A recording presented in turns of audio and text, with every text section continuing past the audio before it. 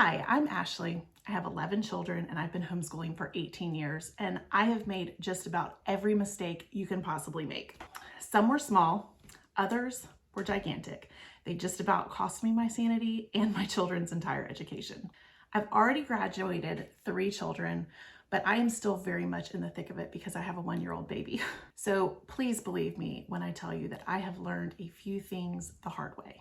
Today, I'm going to share with you 12 things that I would never do again. So if you're in the trenches right now, you're exhausted, you're confused, you're wondering if you're doing the right thing at all, this video is just for you. I am not here to sugarcoat things. In fact, sometimes I'm probably going to be a little bit too blunt. However, I am here to give you clarity, hopefully. And if you're already thinking, Ashley, look, I just need a rescue plan, don't worry, I've got you. I've created a rescue plan just for you. It's totally free. You can find the link in the description. But more on that in a minute. Let's get to the whole reason for this video, regrets. Okay, regret number 1. I decided that the best thing for my children was to delay the teaching of reading. This was a mistake. Now, I'm not talking about children who have a learning disability. For the first time ever, I've actually had to deal with that. One of my children had a really tough time reading. So I'm not talking about these kids. What I'm talking about is your average child who's not having any trouble. Now, I know that there are books, there are blog posts, there are probably even plenty of YouTube videos telling you why the smart thing to do is to delay your child's reading. I'm just here to tell you there's no reason for that. It's actually going to slow you down and probably frustrate your child. Now, I'm also not advocating to start teaching your child reading at the age of 2. What I'm advocating for is to just start slowly teaching your child reading, probably around the age of 5 years old, and to stay consistent with it. Because if you stay consistent, and let's be honest here, teaching your child reading only takes about 10 minutes a day. If you're consistent, your child is going to be in a really, really strong position when it's time for school to really pick up instead of feeling like he's behind, which leads to embarrassment amongst his peers. So I talked myself out of doing this with many children. I was like, well, I'm too busy. Maybe it's best for my child to wait a little bit longer to start reading and all of these things. And honestly, that wasn't true for any of them. Even my one child who had trouble learning to read, if I had started earlier with him and if I had remained consistent, he would be in a better place today than he is. But, reading, thankfully, is something that you can catch up on. So if you have done this with any of your child, I'm not saying any of these things to try and make you feel shame or make you feel embarrassed. This is just from my experience. I really do feel after teaching, I've taught 9 how to read so far. I'm getting ready to start teaching my 10th child how to read, but starting earlier really is better. Okay, so speaking of pressure, next up is one of the biggest mindset traps that homeschool moms fall into, and I sure did. Okay, regret number 2 is letting other homeschool moms convince me that I didn't need to have structure in my homeschool. Now, let me tell you a little story. Back when I was a young mom and I had 3 or 4 kids, I was bound and determined that I was going to homeschool classically and my children were going to be geniuses. They were going to be prodigies. Everyone was going to be speaking Latin. We were just going to be, I was going to be graduating kids in the 8th grade. They were going to be going to college, all of those things. That's what I had. That's the picture that I had in my mind. So obviously to accomplish this, it was going to take some rigorous academics, right? Well, unfortunately, I listened to a few well-intentioned homeschool mothers who were probably about 10 years ahead of me, had more children than me. I thought that they knew what they were talking about. They convinced me that I should be more relaxed about it, that I should just kind of saunter through this whole education thing. It would all turn out in the wash. Everything would be okay. Well, what this actually did was it created lazy habits for me and for my children. This whole idea that homeschooling can be willy-nilly and not structured at all, and it will produce better results than a structured routine environment, in my opinion, is absolutely false. And it can set you up for years and years of having to play catch up just to undo all of the bad habits that you unintentionally caused in the first place. So I am a huge proponent of having, if not a schedule, if having a routine, but definitely a solid structure for your homeschool. So once structure breaks down, chaos ensues, things start slipping. Things as simple as my next regret number 3. I'm probably going to get some pushback on this one, but this one to me is super important. So regret number 3 is adopting that mentality of letting the children stay in their pajamas all day. And sometimes even mom stays in pajamas all day. Now, again, caveats. I am not talking about right after having a baby. I'm not talking about when everybody has the flu. I'm talking about a normal homeschool day, letting your kids just stay in PJs all day or just stay in just really slouchy, rumpled clothes. I truly believe that you should be dressing for the level of structure and formality that you want in your life. And that means, every day is a gift. So why not dress for that? So I do require my children to have on, they are allowed to wear jeans. Like, I'm not like, no jeans, but we try to encourage them to have on a collared polo shirt so that they are pulled together in a way that makes them understand that what we are doing is serious. We take our education seriously and we are dressing to reflect that. Now, I know, I get a lot of pushback for this in my day-to-day life as well. This is not a popular stance in a culture that is as casual as ours has become, but I'm not a fan of casual. I'm a fan of, dressing for the day that you want, dressing for the job that you want, and all of those things. I really feel like it is a signal, an unconscious signal to our children, to ourselves, that we are performing at a higher standard. So if you want your children performing at a higher standard and you've been allowing them to be slouchy all day, you might want to just give that one a try. So next, let me tell you about one of the biggest time wasters that I ever said yes to. Regret number 4, lazy co-ops. Now, this is going to be another one where I receive some pushback. And I've already done an extensive YouTube video about this particular type of co-op that we left. And you can watch that in the video that I link up there. So I'm not going to go into all those details, but let me just put this idea forth to you. And again, this is probably going to be controversial. I'm not trying to attack anybody. I just want you to understand that. I'm just talking about the things that I wish that I had done differently. There are so many fantastic, wonderful, beautiful homeschool co-ops and homeschool supplement type things available. Okay, so don't settle for a poor one. We were in a co-op. We were in classical conversations for several years. And while there were some truly brilliant children in the co-op and, very gifted mothers, what I found was a lot of those students ended up leaving after a few years. And so, the students that stayed were the ones that just really didn't care as much. And I understand, middle school and teenage kids, they, sometimes they just care about different things. But the whole attitude of a co-op can either raise everyone up or it can bring everyone down. So you really want to get a sense of what level of academic structure, what level of academic aspiration the students are trying to attain, because that is going to affect your child. We all hope that our child is, immune to peer pressure, but the fact of the matter is, if you are in a classroom with a bunch of students who just don't care, that is going to affect the way that your student operates. And so if you're going to do a co-op, and co-ops are wonderful things, if you're going to do one of these, you need to make sure to find one where the students are serious about academics, where the parents are serious about their students' academics, where the teachers are very serious about the academics, and that is going to help your child raise up instead of lower standards. While we're on the topic of people, this next one is another that I wish that I had been way more vigilant about. Regret number 5, not being vigilant about the quality of friendships in my children. Now, I make no bones about this. I am a Christian. We are a Christian family. We have very high standards for our children's behavior.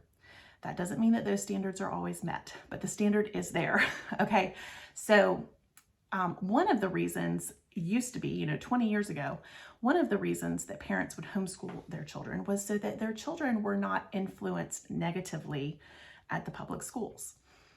this is a good thing. In my mind, this is a fantastic thing. It really helps your students to stay on the straight and narrow.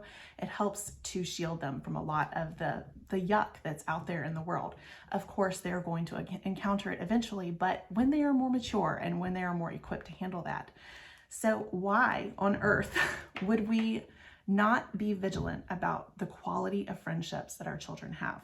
So I'm talking about, the quality of media that the kids are allowed to consume, the language that the children are allowed to use, whether or not they're permitted to have romantic relationships at a younger age. All of these things are going to impact and influence your child.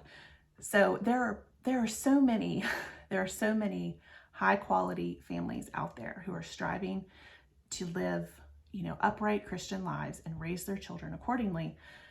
I'm just saying it makes a lot more sense to develop friendships with those types of families rather than families who are just, basically letting their children behave in the same way that children who go to public school are allowed to behave. This one's probably going to get me some mean comments, but there it is. I wish that we had been more vigilant. We did this for quite a long time, and then we kind of fell off the wagon a little bit, probably around the same time as the lazy co-op days, and we paid the price for it for sure. Okay, there's one place that I overlooked entirely when considering friendships, and that brings me to my next regret. Regret number 6, going to a church that doesn't have a lot of homeschool families. Now, I'm not saying that every family in the church needs to be homeschooled. That's not what I'm saying at all. However, what happens is when you go to a church that is mostly, even private public school families, your child starts to wish that things were different.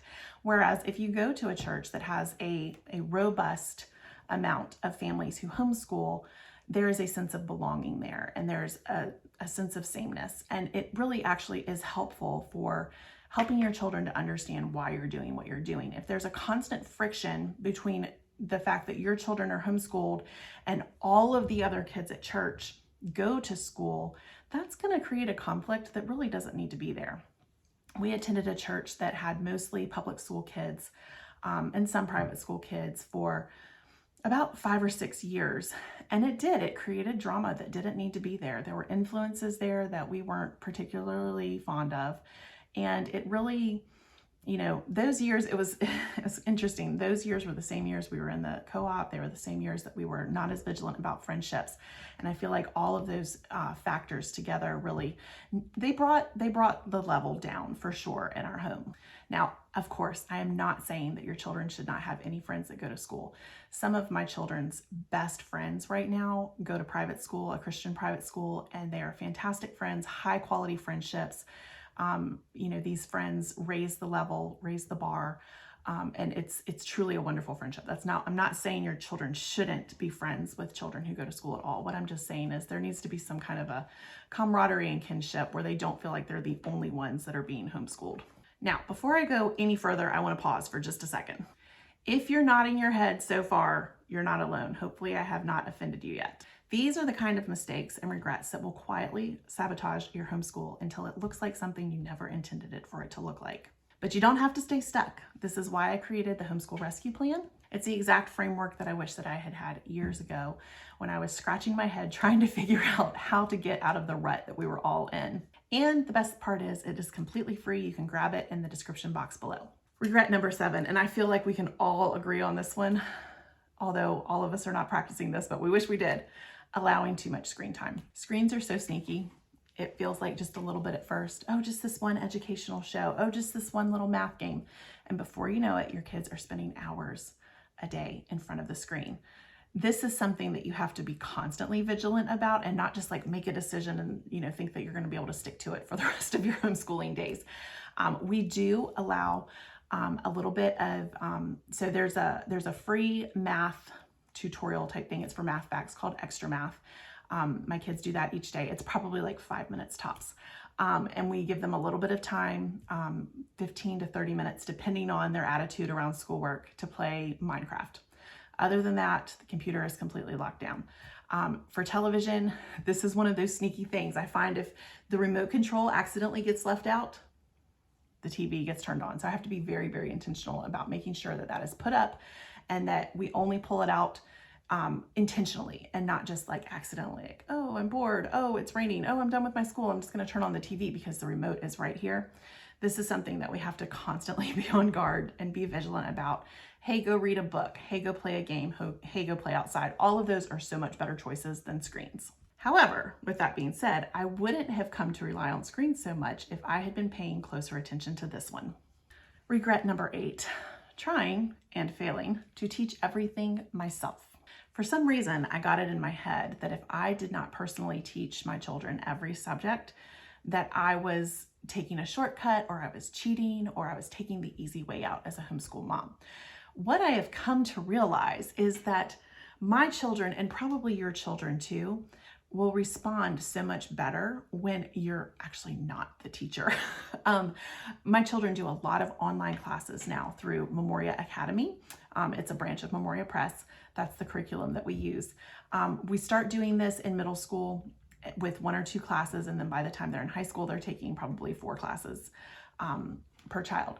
This has done more than anything else for really raising the bar of what our children are trying to accomplish, because we have them in an online school where there is a very high bar, where the teachers are absolutely excellent and are calling out the best in our children. And then there are other children in the class who are trying to do their very best. So all of these things together, it just makes this beautiful learning environment that has really raised the bar in our homeschool. So if you had the crazy idea that I had, that real homeschool moms taught everything by themselves, then I would suggest that you just try out one online class next year and just see how you like it. See how it changes things in your homeschool. I wish that I had started doing this sooner. And my children actually really love their online classes. They are pushed really, really hard, but they are meeting that challenge and they are doing so, so well. If you don't learn to delegate, you're going to end up exhausted. And when you're exhausted, that's when you start believing lies like my next regret. Regret number 9, and this one's a doozy. Regret number 9 is believing I'm doing the best I can. I have said this to myself, and I've said this to my husband, and I've said this to friends so many times. And I'm just telling you right now, it's a lie. It's a cop-out. Most of the times when we say I'm doing the best that I can, we're not actually doing the best we can. Now, again, I am not talking to freshly postpartum moms. They get a pass. They really, really do. But for all of the rest of us who are just maybe overscheduled, maybe you have your kids in too many extracurricular activities. Maybe you yourself are trying to do too many things outside the home. You're just too busy. And so you feel like you're pulled in 1,000 different directions. And so then you're saying, I'm doing the best that I can. Who's going to argue with that? Nobody's going to argue with that. It makes that person sound like a jerk.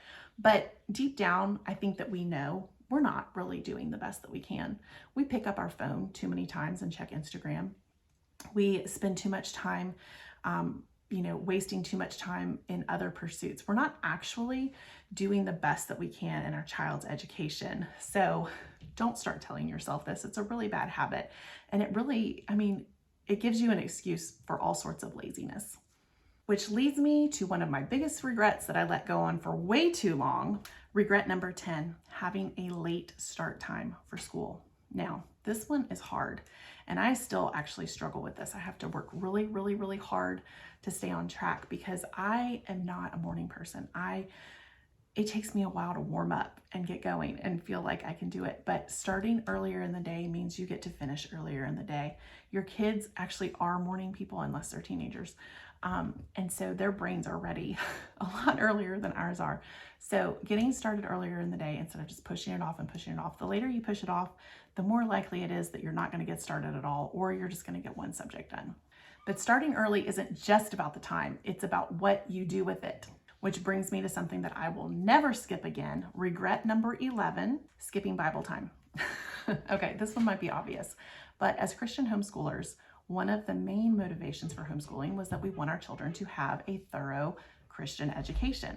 Well, that doesn't just happen on its own in a vacuum. You actually have to do Bible time with them every day. So that's going to look different in every house. We have curriculum is part of Memoria Press that covers Christian studies. It does a fantastic job. We also read a proverb every day, and we go over the Children's Shorter Catechism. We have them memorizing that right now, which is, a fantastic way to really get the tenets of the faith into their minds and hearts. So this is something that needs to be done on a daily basis, and you can't just assume because you're homeschooling your children are going to turn out to be Christian. In the same way that you can't assume that if you're taking your children to church every Sunday, they're going to turn out to be Christians. As parents, we're responsible for instilling that faith in them. Don't skip it. It's important. That leads me to the final regret that I will never believe again. Regret number 12, believing the lie. As long as I get Bible and math done every day, we're doing just fine.